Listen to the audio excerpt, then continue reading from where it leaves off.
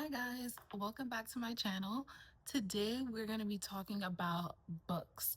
I decided to do a TBR because I know when I'm looking for a new book to read, the first place I go is like YouTube, TikTok, Book Talk, and see what's out there and what's going on in the book world. Usually in the springtime, I actually have this romance kick. Like for some reason, the spring and the summer, I want to read romances, and I want those romances to be set in the spring and the summer. And I preferably those romances will be set in New York City spring summer, you know what I mean? So I am feeling kind of like a romance kick, but surprisingly enough, there's not much of those type of like Emily Henry romance books on my TBR. The first book on my TBR is Throne of Glass by Sarah J. Maas. This is part of the Assassin's Blade series, or the Throne of Glass series, whatever you want to call it. The first book in this series is Assassin's Blade. It's actually like the prequel to the rest of the story. So I would say start off with that book. That's the book that I started off with. And it was such a great read. We are following an assassin named Selena. She gives like Angelina Jolie salt. Like, you know what I mean? Like, she's giving like the best assassin to ever assassin. And I'm loving it, honestly. I am. And two, I love Sarah J. Maas. A lot of people have different things to say about her writing style, but I like it. And I feel like her books are lengthy. There's a lot of meat in it. But when I'm reading a Sarah J. Maas book, I easily can put myself in that world. Some books, when I'm reading it, I'm very aware that I'm just reading a book. Some books really suck you into the world. Anyway, we're following this assassin. There's pirates, there's magic in this world. It's like a fantasy. One of her assassin friends died, and this person was really close to her. Like, she was really close to them. So she's trying to get like information about him, and then discovers that these pirates that her boss is working with is selling slaves. And like, she's like, no, actually, no. Of course, Elena's like, no, I'm gonna free the girlies. She ends up getting herself into a lot of trouble. The way the end of the story goes, as far as I remember, is she is captured. Throne of Glass follows what happened after she got captured, and now she is slaving away in the mines. I'm very excited to read that book, especially now that I'm waiting for the next ACOTAR book to come. One book that I would recommend to read is the ACOTAR series. I'm actually going to be doing a like deep dive videos on each book because I feel like you guys need to know. You guys just have to be in on the tea. Yeah, be sure to subscribe and look out for those videos because they'll be coming in the next few months. In The Court of Thorns and Roses, we are following Feyre, who is going through some financial trouble with her family. She has to hunt, she has to kill for her family to eat. So the girl's out hunting and gathering like girlies do, and then she kills a wolf, what we think is a wolf or a fox, something like that. But anyway, ends up being that that fox is, or wolf, is Fae and is in a wolf form, the area where the humans are, because they're on a mission to find something out, to do something. She kills that animal thinking like, oh, this is just dinner. But actually, you just killed a high Fae. The guy who was with the high Fae, the other wolf, is like, you just killed my friend. Yeah, actually, it's a life for a life here. You have to come with me into the spring court and like, yeah, like now you're mine, actually the girl is in trouble, but I don't want to ruin the rest of the story. It's a really great story. There's a love. She falls in love with the wrong guy, the right guy. Like, it's a lot of stuff in there. Anyway, on with the TBR. The next book on my TBR is the third Gossip Girl book, which I have the first two right here. If you guys don't know, I love Gossip Girl. I fell in love with the TV show, and that brought me to reading the books. And so the next book I'm going to buy is the third book in the series, and it is called All I Want Is Everything. These books are written by Cicely von Zygister. Zygistar. Listen, not today. Okay, I tried my best. The world of Gossip Girl is just so phenomenal to me. I don't know if it's because I'm from New York City and I've always walked through like Manhattan and these different places and looked in these buildings. Like, I wonder who lives up there. Like, I wonder what's going on up there. Gossip Girl plants you right into the world of the Upper East Side in New York City. If you see kind of how rich people have the same type of problems that we have. Like, Gossip Girl is really ghetto. Like, actually, like, it's a really ghetto. Like, the stuff that be going on like in the hood, we think is so like, oh, other people, they don't go, no. It's crazy drama going on up there as well. We follow Serena and Blair and their life in high school in a preppy private school on the Upper East Side, and in the lives of these kids that are Nepo babies, pretty much. And then there's Dan. Dan is, from Brooklyn, and he is not poor, but he's like poor compared to the Upper East Side kids. His dad has a loft in Brooklyn, and his dad is a musician. He takes the bus to school instead of like having, a chauffeur or whatever. He is in love with Serena Vanderwoodson, which is one of the main characters that we see. She's like the it girl of all the it girls to ever it girl. Like, you know what I mean? He's trying to penetrate that bubble of the Upper East Side, high society in order to get the girl of his dreams. That's all I'm going to say about Gossip Girl, right? Because I'm also going to be doing an extensive video about Gossip Girl. The next book on my TBR is The Housemaid's Secret. OMG. OMG. OMG, McFadden. The book is written by Frida McFadden, who does a lot of love thriller type books. And this book is definitely a great thriller. I don't want to spoil it because I read the first book. The Housemaid's Secret is the second book in the series. I've read The Housemaid and I thoroughly enjoyed it. Like, I was surprised because I saw that it's been adapted into a movie starring Sydney Sweeney. It's just good genes, babe. And Amanda Seyfried.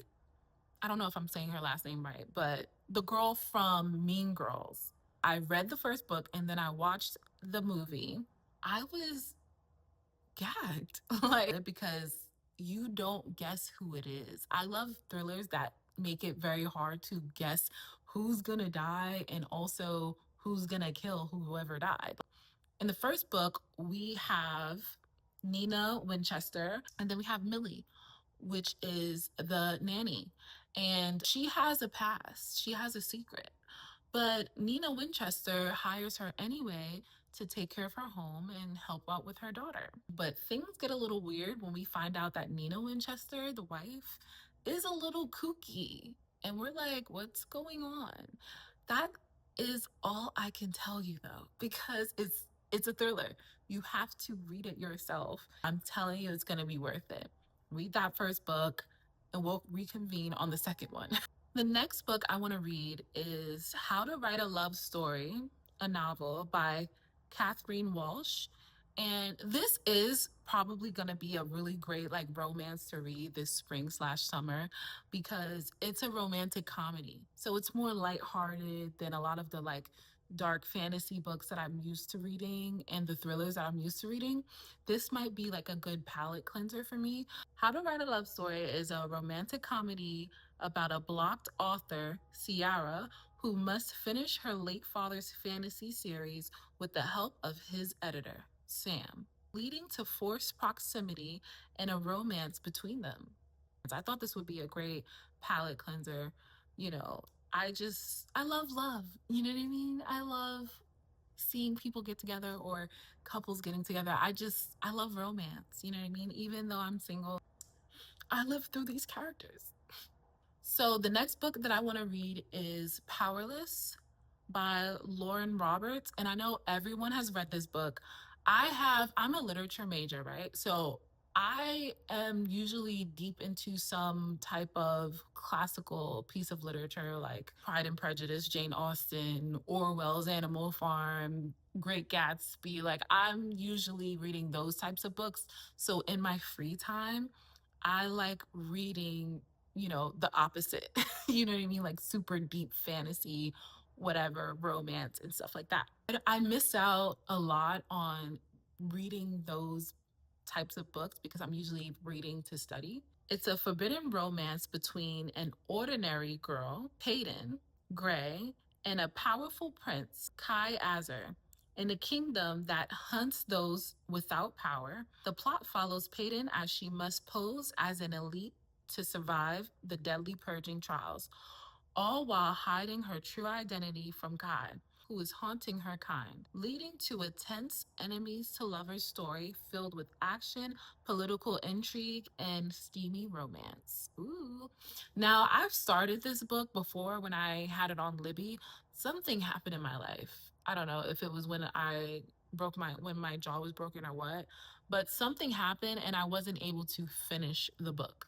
Now, this book, what I was reading, was very interesting. The girl doesn't have power, but she has to pretend to have power because the people who don't have magical powers in this world get killed. And so she has to pretend to have power. Luckily, she was trained to like fight very well.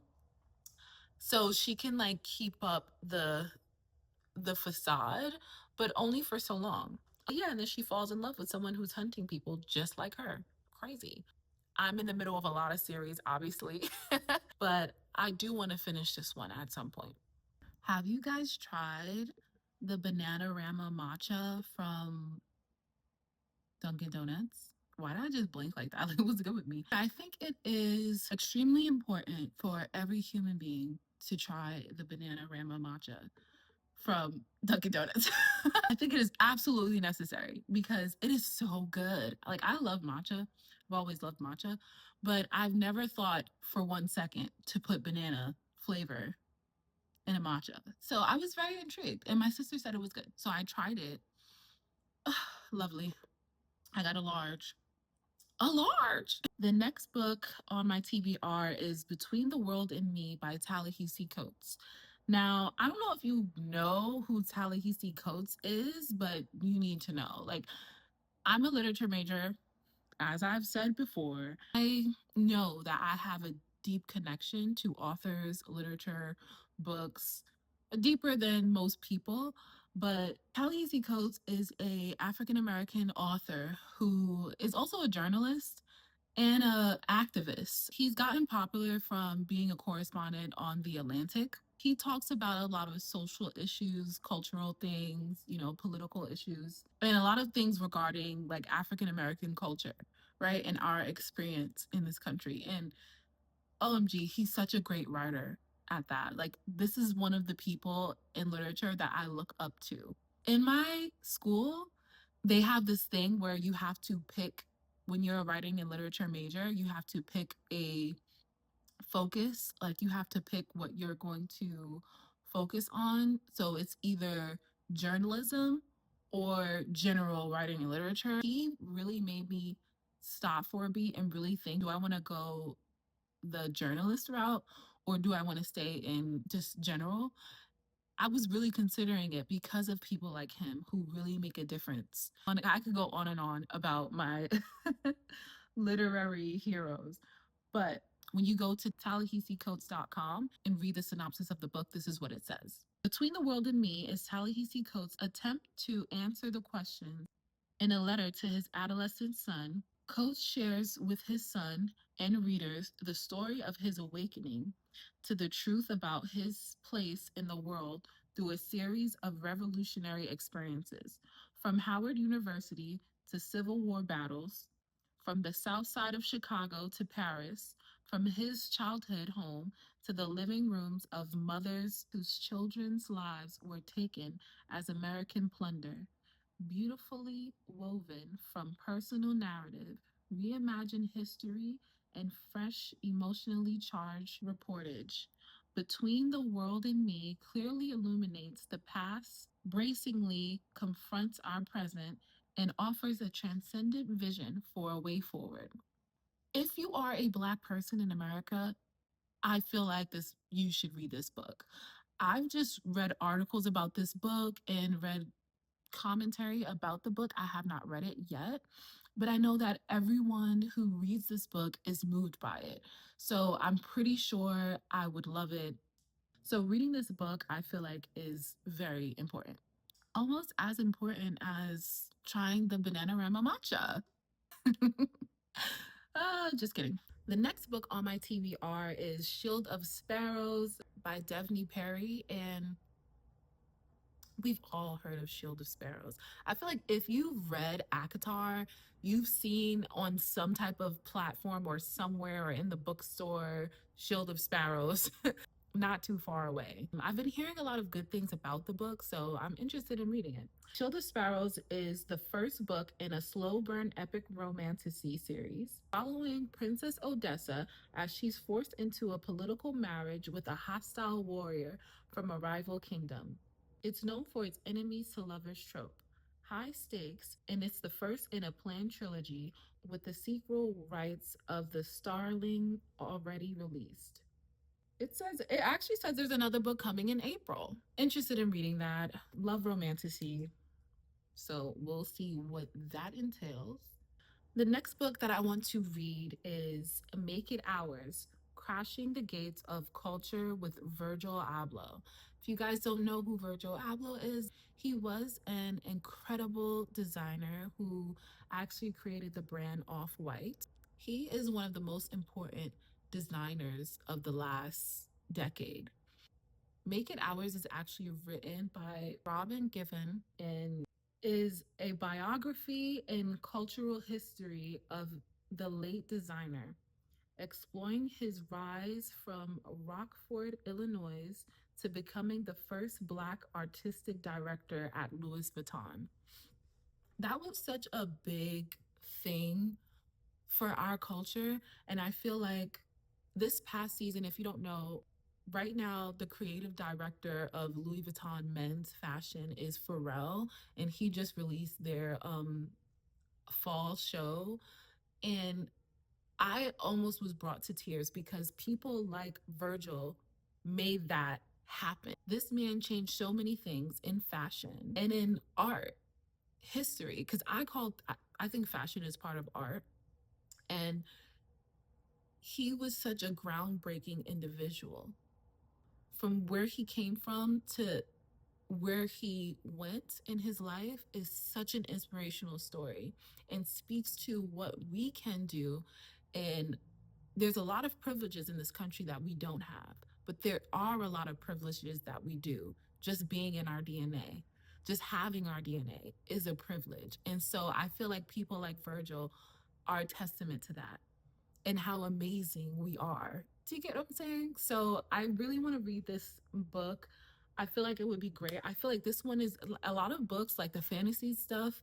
Usually I try to find it in my local library, and if I really love it, then I'll buy it. This one I know I can buy because I know I'm going to love this story. Like, I know I'm going to be telling my grandkids about Virgil Abloh one day. So the next book and the final book that I want to read is NYPD Red 3 by James Patterson. Now, if you read books, if you ever visited a library ever, James Patterson is one of the most printed authors like ever in history. You can always find his books. He's a great writer. He's helped other writers write. Like he's just a great writer. Like his books are just good. The NYPD Red series is kind of like watching Law and Order.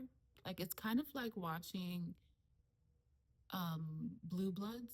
You know what I mean? Like kind of puts you in that early 2000s cop detective show world, right?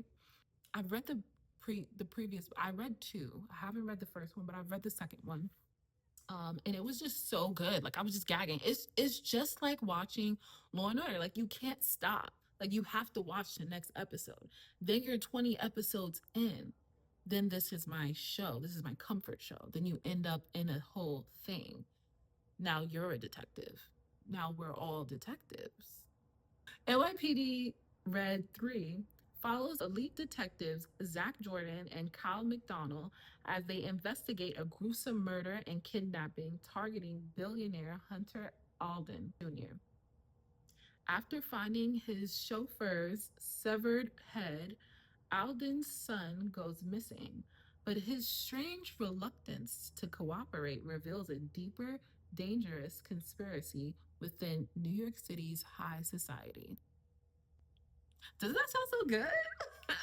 Does that sound like, isn't that, see, like that sounds so good. Like, I want to read that now. Give me 15 of them.